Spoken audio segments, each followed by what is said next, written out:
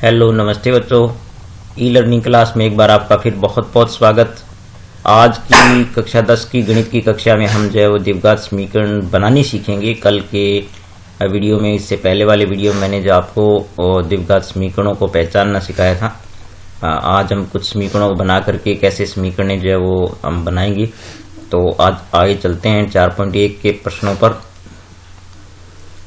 तो यहाँ हम देखते हैं बच्चों, पहला प्रश्न जो दूसरे प्रश्न का पहला पार्ट है ना, उसमें हम देखते हैं कि आयताकार भूखंड का क्षेत्रफल जो है वो आप देख सकते हैं 528 वर्ग मीटर है और क्षेत्र की लंबाई जो है वो चौड़ाई के दुगने से 1 अधिक है।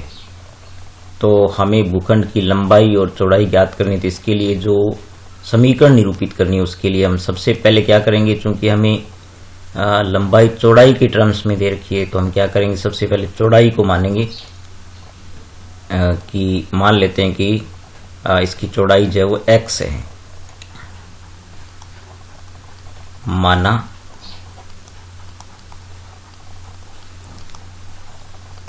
आयताकार भूखंड की चौड़ाई को हम क्या मान लेते हैं,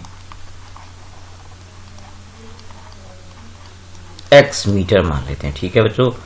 अब हमें कहा है कि इसका जो क्षेत्रफल है वो हमें दे रखा है 528 वर्ग मीटर। तो हम दी गई चीजों को पहले नोट कर लेते हैं। तो हमारे पास इस आयताकार भूखंड का क्षेत्रफल जो है वो कितना है, 528 वर्ग मीटर है। अब हमें जो कथन के अनुसार या प्रश्नानुसार जो लंबाई दे रखी है उसमें ये कहा है, यानी प्रश्नानुसार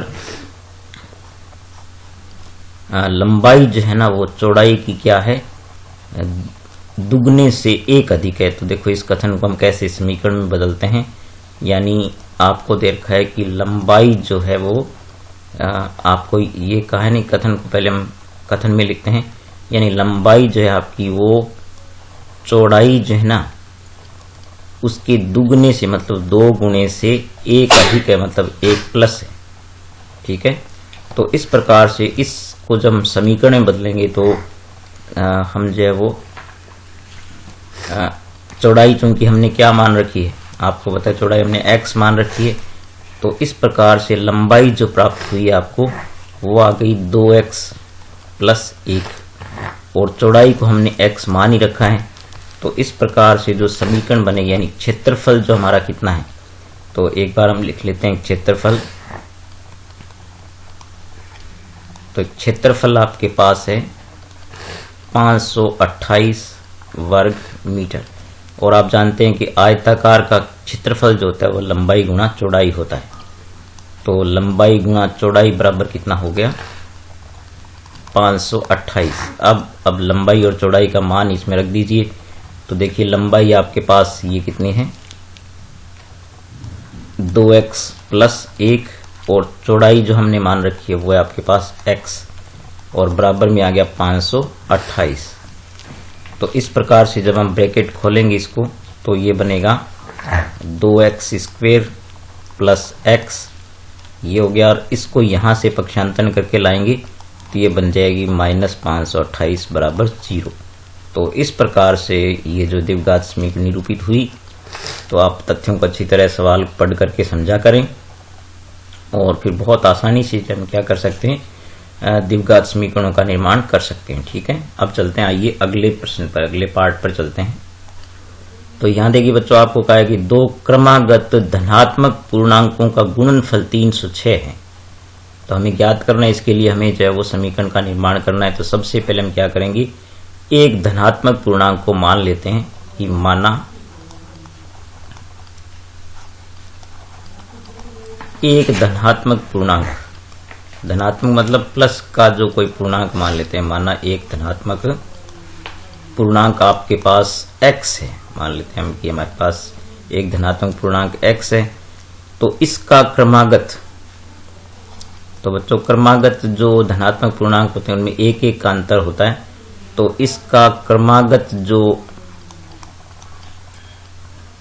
धनात्मक पूर्णांक होगा, धनात्मक पूर्णांक वो होगा बच्चों x प्लस 1, क्योंकि जैसे 1 आता है उसके बाद 2 आता है, तो इस प्रकार जो क्रमागत धनात्मक पूर्णांकों में अंतर होता है 1 का, तो 1 यदि हम पहला x मानेंगे तो आगे वाला x प्लस 1 होगा। अब हमें कहा है कि प्रश्नानुसार इनका जो संबंध बताया है वो आपको बताया कि इनका गुणनफल, ठीक है, तो इनका गुणनफल जो आपको कहा है ना, जो आपको धनात्मक पूर्णांक दिया है, इनका गुणनफल कितना दिया है, यानी ये जो धनात्मक पूर्णांक इनका गुणनफल आपको दिया है 306, तो इनका मतलब इन दोनों का गुणनफल यानी ये बन जाएगा आपके पास x इंटू एक्स प्लस 1 और बराबर में हो गया 306। तो अब ब्रैकेट खोल दीजिए आप, तो x को x से गुणा करेंगे क्या बन गया x स्क्वायर और प्लस x को 1 से करेंगे x एकम x और यहाँ ले आओ इसको तो 306। तो इस प्रकार देखिए ये बन गया आपकी द्विघात समीकरण। तो कितनी आसानी से हम द्विघात समीकरणों का निर्माण बिल्कुल आसानी से, बस आपको ये करना है कि प्रश्न को गौर से पढ़ना है आपको, ठीक है। फिर आगे इनको हल करना भी हम सीखेंगे अलग अलग विधियों से, तो पहले इनका निर्माण करना है सिर्फ। अब आगे चलते हैं, आइए तीसरे इसके पार्ट पर। तो यहाँ देखिए बच्चों, रोहन की माँ उससे 26 वर्ष बड़ी है, ठीक है, और उनकी आयु का गुणनफल अब से 3 वर्ष पश्चात 360 हो जाएगा, ठीक है। तो हमें रोहन की वर्तमान आयु ज्ञात करनी है। इसके लिए जो है वो चूंकि रोहन की वर्तमान आयु ज्ञात करनी है तो हम सबसे पहले रोहन की वर्तमान आयु को x मान लेते हैं।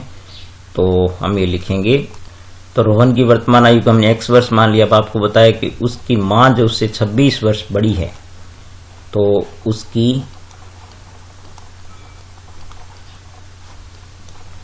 माँ उससे 26 वर्ष बड़ी है ना, ये कहा है आपको। तो उसकी वर्तमान आयु क्या हो जाएगी, आता है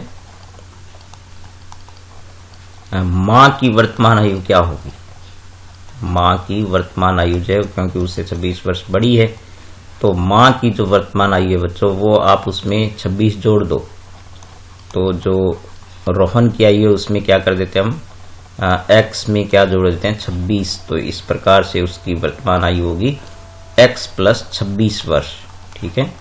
अब देखिए प्रश्नानुसार आपको क्या कहा है, तो उसमें आपको कहा है कि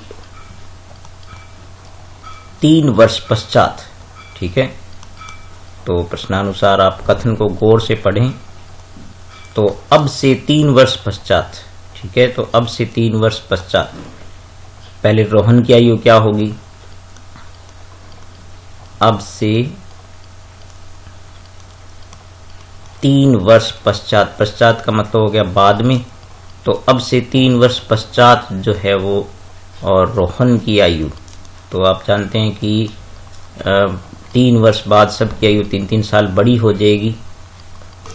तो जो रोहन की अब आयु है ना उसमें हम क्या करेंगे 3 जोड़ देंगे, तो उसकी हो जाएगी x प्लस 3, ठीक है। और 3 वर्ष पश्चात जो है वो माँ की आयु क्या हो जाएगी, तो उसमें हम क्या करेंगे जो माँ की वर्तमान आयु उसमें भी 3 जोड़ देंगे, तो हम लिखेंगे अब से 3 वर्ष पश्चात माँ की आयु, तो माँ की आयु जो है वो बन जाएगी आपके पास, क्योंकि वर्तमान में वो x प्लस 26 की है, तो इसमें भी हम क्या जोड़ देंगे 3 जोड़ देंगे, तो इस प्रकार से बन जाएगा x प्लस 29 वर्ष, ठीक है। और इनका जो है वो गुणनफल क्या दिया हुआ है, इनका गुणनफल यानी 3 वर्ष पश्चात इनकी आयु का जो गुणनफल है वो आपको दे रखा है कितना 360। तो इनका मतलब जो 3 वर्ष पश्चात आयु है ना, इनका गुणनफल देखिए इस प्रकार से x plus 3 into x plus कितना हो गया बच्चों 29 बराबर हो गया 360। तो ये गुणा कर दिया इनका। अब हम देखें कि 2 ब्रैकेटों में गुणा करते हैं तो कैसे करते हैं। दूसरे ब्रैकेट को पहले 2 बार लिखो, तो x प्लस 29 थोड़ा सा स्पेस दे करके एक बार और लिखो। और अब क्या करेंगे, पहले ब्रैकेट का पहला पार्ट है ना वो पहले के आगे लिख दो, और दूसरा पार्ट जो प्लस 3 है वो दूसरे के आगे लिख दो, और बराबर में 360। तो इस प्रकार से जब हम ब्रैकेट खोलेंगे तो आप देखें कि इस प्रकार से ये x से गुणा हो जाएगा, तो ये हो गया x स्क्वायर। इसको जब x को 29 से गुणा करेंगे तो ये आ गया 29x, और 3 को x से गुणा करेंगे तो बच्चों प्लस का 3x, और ये बन गया आपके पास 29 को 3 से गुणा करेंगे तो ये आएगा आपका 87। ठीक है, और बराबर में कितना है 360। अब हम इनको सरल कर देंगे तो देखिए x स्क्वायर और प्लस में देखिए 29 और 3 कितना हो गया 32x हो गया, और प्लस में देखिए 87 आपके पास, और यहाँ से हम लाएंगे 360 को पक्षांतरण करेंगे तो ये माइनस हो जाएगा। अब हम इसको घटा देते हैं इसमें से, तो ये आपके पास बचेगा x स्क्वायर प्लस 32x, और माइनस के बचेंगे बच्चों, इसमें से घटाएंगे देखिए 10 में से 7 जाए 3, और यहाँ पर 5 बचेगा तो 15 में से 8 जाए 7, तो इस प्रकार से बराबर में आ गया 273। तो ये आ गया बराबर में 0। तो इस प्रकार से ये जो है वो द्विघात समीकरण आपकी बनी है इस प्रकार से। तो आप ऐसे बिल्कुल आसानी से सीख सकते हैं।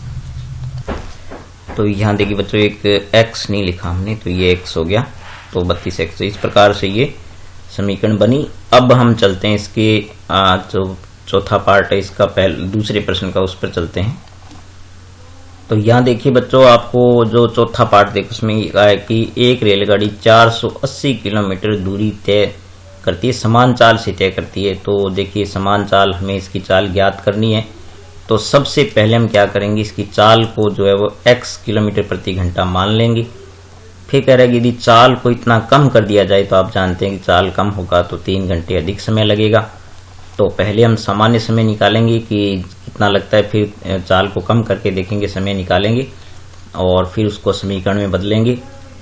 तो सबसे पहले हम क्या करते हैं, माना गाड़ी की जो समान चाल है उसको x किलोमीटर प्रति घंटा मान लेते हैं।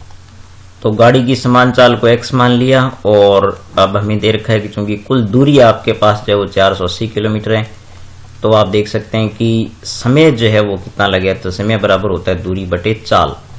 तो यहाँ लिखेंगे तो दूरी समय बराबर, तो पहले हम समय को मान लेते हैं t1 मान लेते हैं बच्चों। तो समय t1 हो जाएगा आपका दूरी बटे चाल, तो दूरी बटे चाल। तो दूरी हमारे पास जो है वो कितनी है 480, और समय हमारे पास जो है चाल हमारे पास है x। तो देखो इतना घंटे लग जाएगा इसको। ठीक है, तो ये आपका जो है वो t1 आ गया, यानी समय बराबर दूरी बटे चाल। अब आप देखिए आपको क्या कहा है कि चाल यदि 8 किलोमीटर प्रति घंटा कम होने पर, तो चाल 8 किलोमीटर प्रति घंटा कम होने पर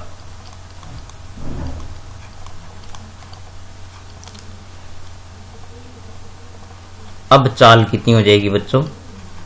आप देख सकते हैं कि जब चाल 8 किलोमीटर प्रति घंटा कम हो गई तो x में से हम क्या करेंगे 8 घटा देंगे, तो इतना किलोमीटर प्रति घंटा हो गया। तो समय जो है वो 3 घंटे अधिक लगता है। तो समय हम लिखेंगे समय 3 घंटे अधिक लगता है, ऐसा हमें जो है वो ये प्रश्न में कहा हुआ है। अधिक लगता है मतलब ज्यादा लगता है। तो इसको जब हम समय निकालेंगे तो अब समय जो है वो t2 मान लेंगे इसको। तो अब समय कितना लगेगा, अब समय t2 जो है वो लगेगा 8 घंटे अधिक।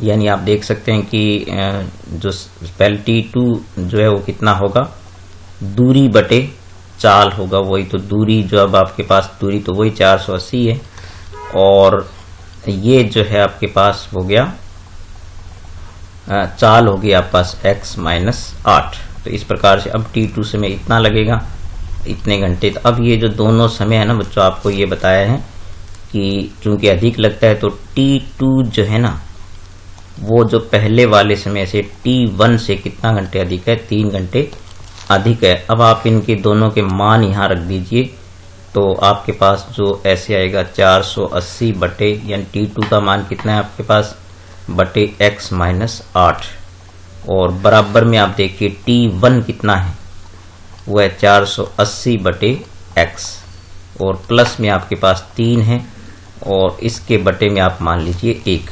अब आप क्या करें, पहले इसको लघुत्तम लेकर के हल करें।